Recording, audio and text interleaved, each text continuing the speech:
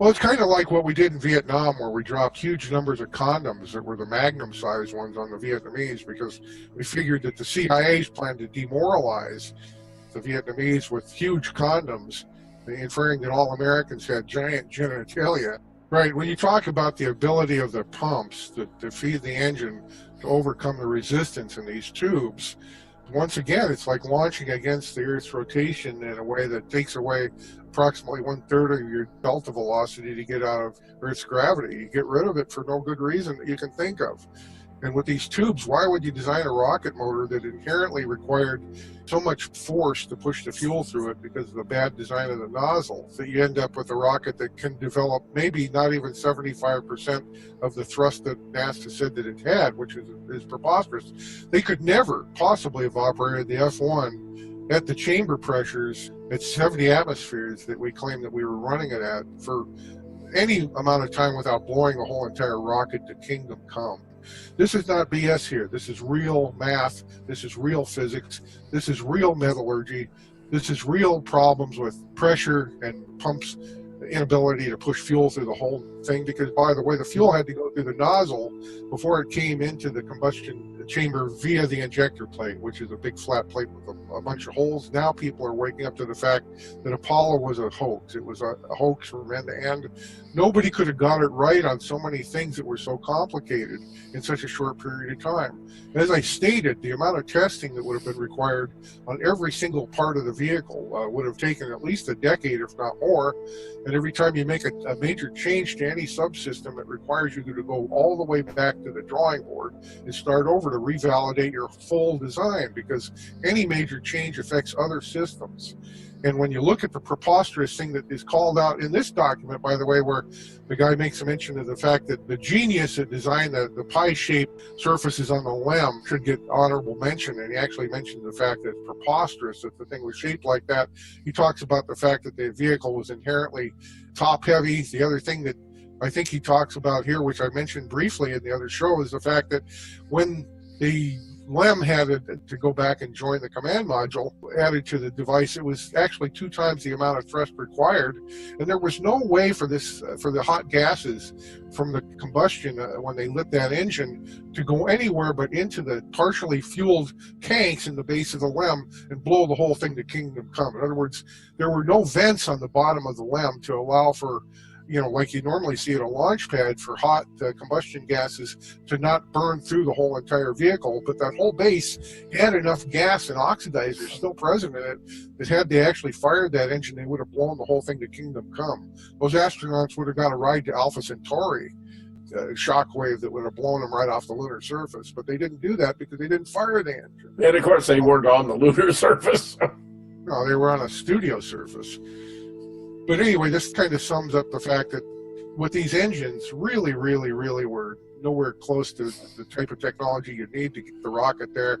They were barely capable of getting all this weight up into lower Earth orbit. And this man mentions the fact that they had to strip down this vehicle significantly to even get it into lower Earth orbit because of the fact that the engines were so inefficient. When we actually had the NK-33s, which were, if they would have clustered them properly, they were safe, they were reliable, they didn't have all these other problems, and they would have been the adequate engine to get this thing up to the moon.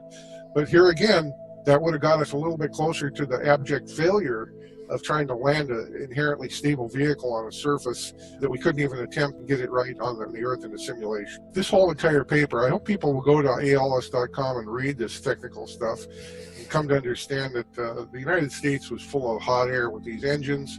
They couldn't possibly have propelled us to the moon. They barely were adequate to get the whole thing up into lower Earth orbit even. I think what happened is, if I could make an honest guess as to what took place, when they heard John Fitzgerald Kennedy talk about a mission to the moon, Kennedy was woefully unaware of Van Allen. He had no idea that there was interstellar radiation. Many times over would have killed the crew on the flight. In other words, we couldn't have gone in the first place. But they latched onto that as an opportunity to make a gigantic entertainment package that kept Americans woefully and gleefully preoccupied with things other than the Vietnam War and other things that were sapping. At fabulous expense. So it was a masterpiece of distraction.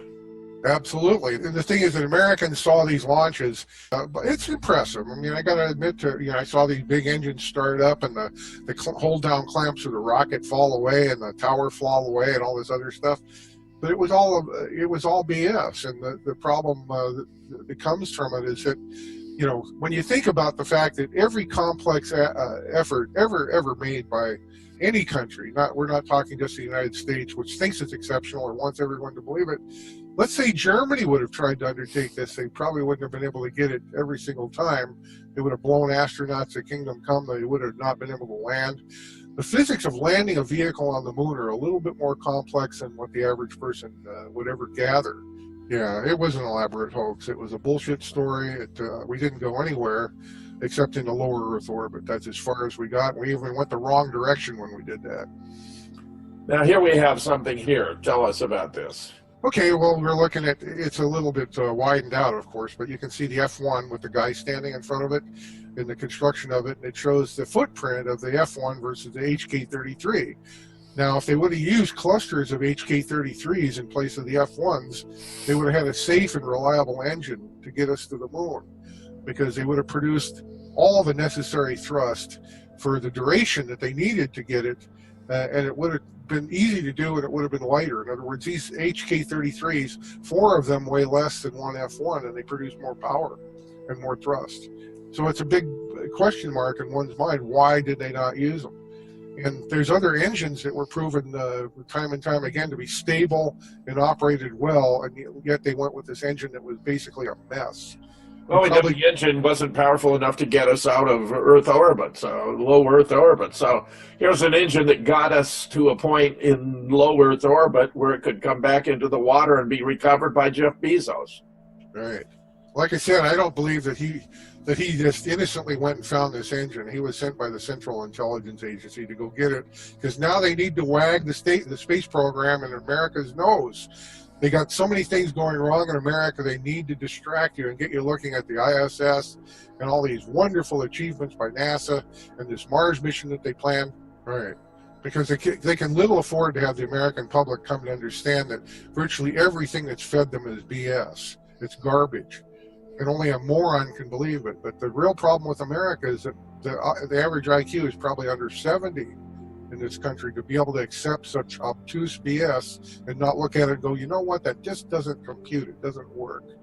And if you have a working brain, you can't look at this stuff and not come to the conclusion that it's all a ruse and a hoax, because real science and real actual math and real objective assessment of what's going on here proves that it's just a hoax and a ruse. So here's turning now to the computing power problem, Dennis, since we've demonstrated that the propulsion cap power was hopelessly inadequate. Tell us about this slide. Okay, now we've already determined that the mission computer really, for what it's worth, it was really a useless boat anchor. It might have been good for keeping their feet warm if they didn't already have an immense heat problem in the vehicle anyway. But assuming that if you wanted to buy into the fact that it was cold up there instead of being hot, which is preposterous, have to come to the conclusion that they had to use Earth control to fly this vehicle, because you didn't have a computer on board that could calculate quickly and rapidly the orbital changes that they need to make and the corrections. You wouldn't be able to just point this thing at the moon and just fire the rocket and go there. It doesn't work like that. Many, many, many times you're going to make course corrections that are so small that I equate it to the BS that they fed us about Apollo 13, trying to re-enter the Earth's atmosphere using manual control, where just the slightest offset would have either taken these guys deep into space or going directly into the Earth and burning up immediately. Even if you were to receive an immediate response, it would take about 2.5 seconds round trip. That's right. The thing is that you don't know in the 2.5 seconds time window that this is going on whether or not you did it right and what could happen. And I'm going to tell you that in real life, with real rockets down here on Earth, the guidance commands, sometimes even though they're traveling at the speed of light, which is very fast, the Patriot missile system used track via missile, and it sent all the telemetry back to the Patriot radar on the ground, where the radar set itself on the ground would do the computational assessment on the intercept and send it back to the rocket. That was too slow at the speed of light on Earth. Think about this trying to go to the moon, a target very far away, and you burn too long or you get offset in a certain way, and now you have this perpetual 2-second delay that's going to stymie you even further and make it even more impossible for you to get it under control, because you want to be able to get the thing under control before you make a correction. This article would demonstrate that according to published documentation, the Apollo guidance computer was unfit for its purpose. I love it, Dennis. It was nothing but a boat anchor. It's very pretty and very Here elegant. it is. It was a nice package, huh? It looks way too simple on the face anyway. It looks more like a calculator than it does a computer, for God's sake. It wasn't even adequate as a calculator, to be quite honest. Just for the purpose of addition and subtraction. By the way, this gentleman that wrote this paper about it, just like myself and other people that are trained in electronics and know how logic circuits operate and how they're configured in real computers, even going back to the very first ones that we had in America, using core memories, which you're going to see here shortly in the next slides, we can prove that this thing wasn't even functional and couldn't possibly do anything. It's on a breadboard, for God's sakes. It would have fractured into a million pieces during launch because it couldn't withstand the vibration on launch. And this is something that might work in a test environment in a laboratory. By the way, when you look at the connectors and count the pins, the number of connections to this rope memory is insufficient to do the job as stated by people at UNIVAC that built this thing. So anyway, this is very pretty, it's very eye-catching, but it's a piece of junk and it couldn't have possibly been used for the moon mission. The core rope memory was not actually functional and could only be considered a joke for several reasons. This is embarrassing, Dennis. Most people wouldn't know a core memory from something, an orifice in the back of their body on about the halfway point. But the issue with this is that the way memory in this type of configuration stores is when a charge is placed on a wire, it interacts with these ferrite cores and stores data in a logic state. And you can't run alternating current on these wires into these cores without completely obliterating any storage that the core could do. It gets worse when you look at the documentation, as we will here. By the way, look at the corrosion. It's tragic. You couldn't have launched a rocket 200 miles with this junk, let alone to the moon. And it's totally ineffectual. It couldn't have possibly operated in the first place. And time after time after time, the guys that wrote the technical documentation rubbed our noses in it by intentionally putting hints in there that it was BS. In other words, we're not talking about accidents and mistakes. We're talking about blatantly deliberate fraud. That's right. The core rope memory had only 512 words of memory.